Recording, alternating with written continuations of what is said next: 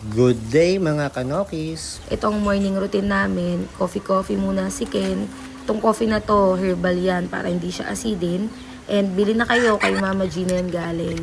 Halu-haluin, pampatagal ng relasyon. Ayan, bigay na natin. Ginayuma muna natin si kuya mo.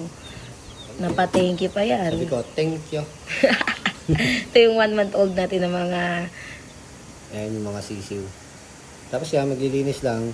Kunwari lang, nag-timelapse na malinis-linis konti. Oo, ayan. Tingnan nyo kung wari nagwawalis-walis ako dyan, pero hindi talaga ako nagwawalis. Pero nakakapagod rin pala yan, ha? Oh, si Ken lang yung naggumagawa talaga dyan. Kaya shoutout dun sa mga, mga farm boys talaga, yun ang masisipag, eh. Oo, shoutout sa inyo. Pagpatuloy nyo ang kasipagan nyo, mga boys. Yan. Tapos syempre, sa ibang angulo naman. Kunwari, maraming nililinisan. Pero marami talaga nalinisan dyan yung mga damo na hindi kailangan. Kasi nagtanim kami dyan ng Carabao grass, eh. Konti lang yung tumubo. Kaya yung mga ligaw na damo, yan, tinatanggal namin. Tsaka yung mga bato-bato, minsan may mga bubog pa, eh. Hello, shoutout dun sa sisiw na dumaan. Ayan. May, Isasako na namin yan. At meron dyan sasama kasi gusto niya sumama sa vlog. May gustong maging Ayan artista. na, ayan o. Yung naka-violet. Gusto niya maging artista kaya sumasama siya sa amin. Ayan na. Kaya ganang-gana siya. Basta may camera, magana yan. Hindi, pero masipag yan si Dandan. Oo, masipag yan. Si Kuya Dandan. Ito na yung yung ating mga inay ililipat na sa battery cage. Ang hirap ulihin, guys. Napakahirap.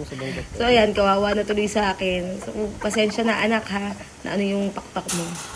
Siya ano yan, kakatapos lang ipurga. Oo. Kaya ililipat na dyan Ayan sa si battery papay cage. natin. Ito, yung mga inay natin. Nasa ibang space yung iba, eh. Kasi naglalaban, eh. Oo, kaya hinihiwalay-hiwalay natin. So, ito yung isa. Medyo hindi na ganong mailap. Madali ko na siya nakuha. Oops, hindi na siya ganong nasaktan. Yan, pwede mahawakan yan sa buntot. Oo, tinuruan ako ni Ken dyan. Yun, ganun. So, ito na. Nalagay na natin yung iba. Yung iba nandun sa Sa breeding pen. Oo.